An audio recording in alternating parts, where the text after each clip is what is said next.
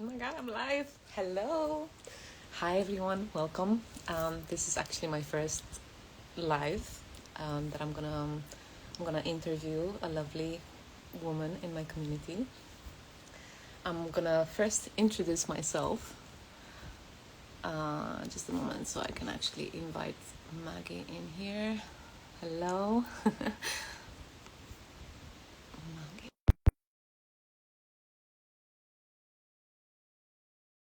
So, hello, welcome. I am Ivona. I'm a mom of two, and I am building income online in a way that actually fits real life. Hello! Nice to see you. Hi, you too. Oh my God, I'm so So nervous. good to be here. Oh, you're doing amazing. First live's always the scariest. I remember mine and I was literally so nervous, shaking. So you're doing amazing. I'm all red. um, okay, so I am Ivona. I'm a mom of two, and I am building income online in a way that actually fits real life and motherhood because my non-negotiable is to be present with my children and to world school them and yeah, to create a life that really makes sense. Mm. I wanted to do this live because a lot of you,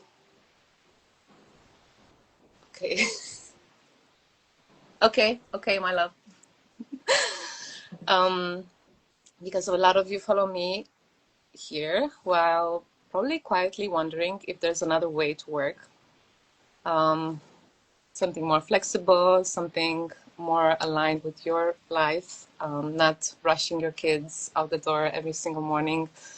Um, okay, I got this. You do. This live is about what creating income online with Enagic can look like through real women inside our community, inside the community I'm a part of. And if you're here live, say hi in the comments so I can see you. Okay, I'm joined by Maggie today. She is based in Australia and she's been working online since her early 20s and she's built a six-figure income online. I invited her because she's one of the examples of what's possible inside of this community. And I wanted you to hear a real experience and not just mine. So welcome, Maggie. Thank you for being here. Hello. Thank you for having me. I'm so excited to be here, and it's actually an honor to be on a first live of yours. I remember that day. I would have been like you said, early 20s, and it was terrifying. It is. So to have the courage to be on here and be like real and honest about how you're feeling, it takes courage. So I just want to honor that. Appreciate you. Maggie, I was actually reading earlier a post where you were talking about being at the crossroad, where Mm. you're having savings and working jobs you didn't love, and you had to choose between playing it safe or investing in yourself. Can you take us back to that moment? What was really going through your mind? Yeah. Oh. I remember it really clearly. I had just moved to Queensland, so I'm originally from a small island down south in Australia. For those somewhere in the world, I'm not going to go into detail, but I moved away from home and I was actually studying to become a personal trainer. And I thought that was the thing that was going to give me freedom. You know, I could choose my own hours. I could, you know, not have to work 9 to 5. I could work mornings or afternoons. And what I soon realized was it didn't matter what I wanted to work. It mattered what my clients wanted to train, which meant often early mornings and late afternoons and the in between. And it ended up being a lot more than what I realized. So, as much as I love that, I wanted a different way. And then I stumbled across someone online, a bit similar to what a lot of our audience probably has, who was living the life I wanted. She was in Bali, she was traveling full time, and in my eyes, she was living the life I wanted, right? She didn't have to clock into a job, she didn't have to ask for a lunch break, she didn't have to ask to go to the toilet. Like the little things that we don't think about until it's like we're so like bottled up from all the little things. And I remember thinking, like, how am I going to do this? Because at the time, I didn't actually have a job. I had one lined up for when I moved, but I wasn't actually working. So, no nowhere was going to loan me any money to start a business. Nowhere was going to be like, oh, yes, you can pay it back. Because, yes, I had a lot of money in the bank, but I didn't have a stable income to show I could repay, which is what the system set up on. So I had to make a decision of either investing a fair percentage of my savings into starting something or just going back to a job and just being like, well, now's not the right time. And I just knew that now is not the right time was the worst thing I could say, because this feeling I had been feeling for years. It wasn't something that had just come overnight and I all of a sudden decided I wanted to do something different. I had known for quite some time. So when this opportunity came in front of me, I was just torn because it was fear at the end of the day. It was, can I make that money back? Will I be okay? Can I afford my bills? What will my family think? All these things were running through my head. So for me, making that decision and going all in on myself really set the foundation for what the last 5.5 years have looked like for me. And it was scary and terrifying. And I'm not going to say I'm immune to fear because that would be so wrong. I definitely have all those emotions come up. But I'm just really grateful that 20-year-old Mags backed me, because I wouldn't be here. I'd probably still be working a job and still feeling like working full time, maybe 2 jobs, maybe 3 jobs. Like that's what I used to do to save and travel. Probably still be in that cycle, but I'm not, because I made that decision and it was tough. Yeah, and exactly when you trade your time and you save money and then, okay, you go travel, but then you have to come back and start from zero again. It kind of resets you Mm, doing that. Um, yeah, it's a not lot fun. of a lot of women watching, especially moms, see using money on themselves as risky. Looking back, how did you think about that decision at the time? Um, I feel like I was 20, I was single, and I didn't have kids at the time. So I was in a very different time of my life. So for me, I only had myself to risk, like I could move home. I had a lot less of a risk tolerance than what most mums do. Um, so to speak into that specifically, I feel like I don't have the necessarily background on it, but I do know how money works, right?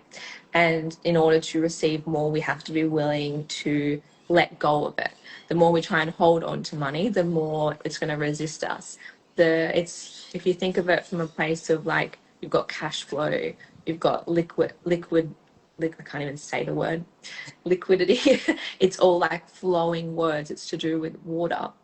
If we block something from coming in by saying, I can't let go of it, we're never going to see the cycle. So I didn't know this at the time, but I just trusted that it would be okay. And when it comes to like having this guilt on investing on yourself instead of maybe your kids, or putting it towards family savings and things like that, the one thing I've always stood by is, if and when I have kids, I want to be a role model to what they feel they can do.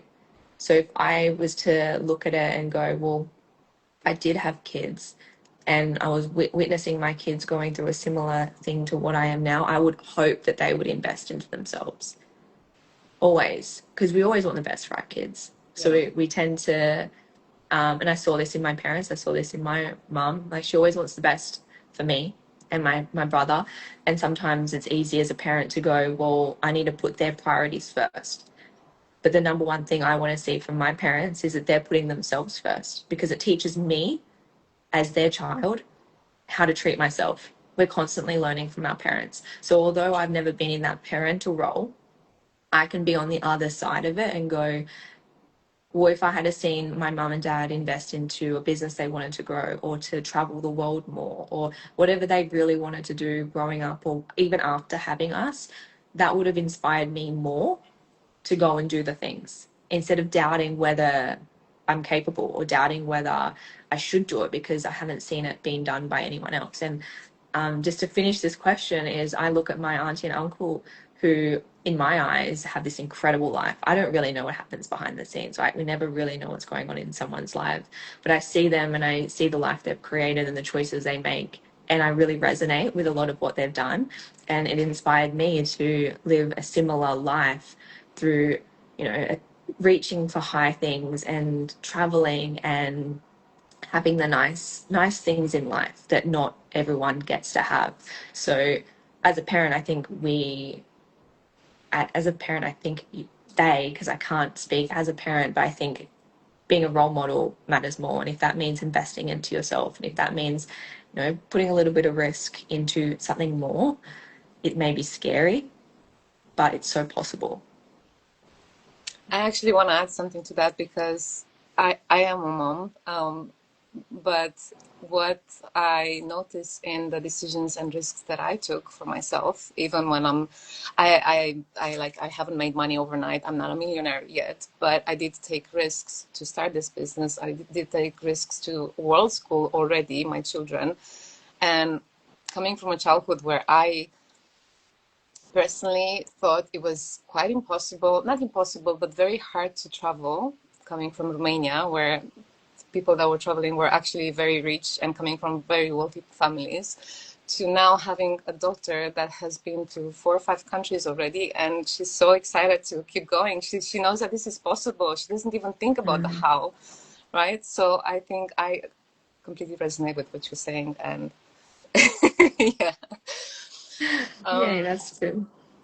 In the beginning, what did this actually look like alongside real life when you first started? Not, Yeah. yeah. Tough, honestly. I was still doing personal training, and I actually had a second job. So I was personal training, studying to up level, because something you have to do as a personal trainer to keep your license. And I had a full time job. It was casual, but I was working full-time hours in it. So I was getting up at 3:30 in the morning, going to the gym, and then I was getting to work by 5:30, and I was working my job, and then I'd have afternoon clients. Was as a personal trainer, I'd go home, I'd have a nap, I'd wake up, I'd have dinner, and then I would get into business, and that was my life.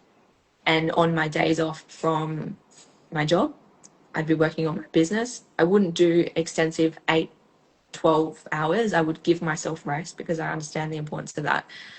But that was 1 or 2 times a week where I could work just a half day because I was still working on business. So it was like constant. I was always showing up. I was doing these lives, scary, like honestly, and I was constantly learning. So there was very few moments in my day where I wasn't doing anything. But I had a lot of responsibilities and I had bills to pay. So I had to do it, right? And we do what we have to do in order to create the life we want if we know why we're doing it. A lot of people don't say yes, or they hold off on doing something for a long time out of fear because the fear is louder than the vision they have and the why that they have for it. I think mums are in such a powerful position because they have people that depend on them. So that why is so deep. Sometimes the fear can still be a little bit louder though. And that's where we get to like deeply root into why it is important that we do the things we want to do instead of listening to what's safe. Because at the end of the day, over the hump of it all, everyone who sticks to something long enough succeeds. And the only people that fail are the ones that give up. And over the last 5.5 years, it is the same pattern. I see people start things and they give up 2 months in. Sometimes people give up a year and a half in or a little bit longer. So they've seen some results, but not enough to warrant it to be the thing, right?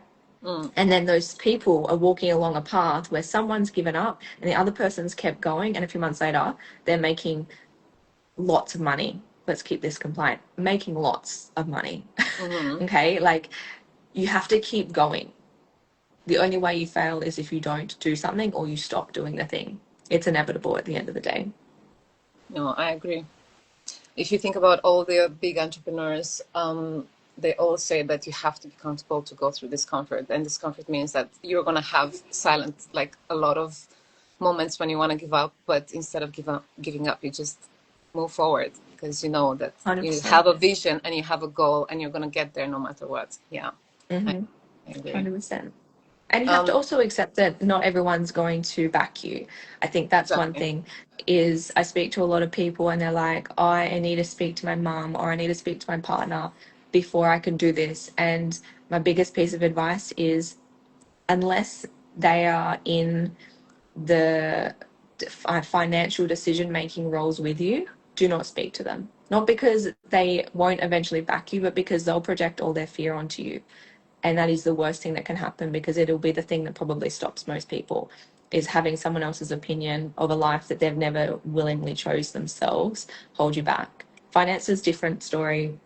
If they make part of the financial decision, yes, you need to have a conversation. But if it's purely just to make you feel better, it won't. It Yeah. highly likely won't.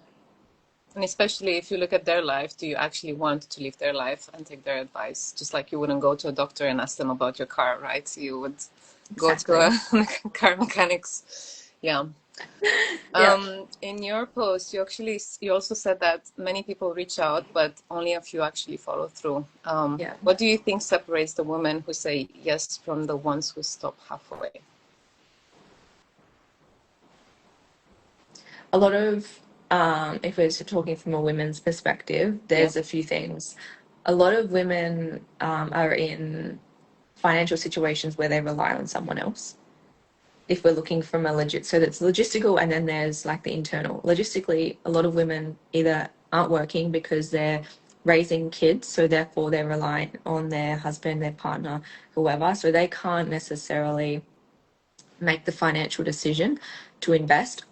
But sometimes people use that as a reason not to, when logistically you can somehow make it work. Does that make sense? So I'm not saying that everyone is like in that position and couldn't make it work if they needed to.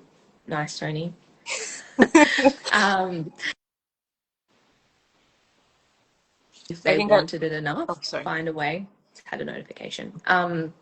The second thing is they don't trust themselves to make the decision, and that comes back onto the logistical side. Is if they trust themselves enough, they would find a way, with or without whatever they needed to work out financially. So it always comes down to trust, whether or not they can trust they'll get the results or not. Yeah, I agree. Um, Even though you're not a mom, a lot of moms follow you, right? Yeah. What would you say to a woman who wants more freedom but also wants to be present with her children?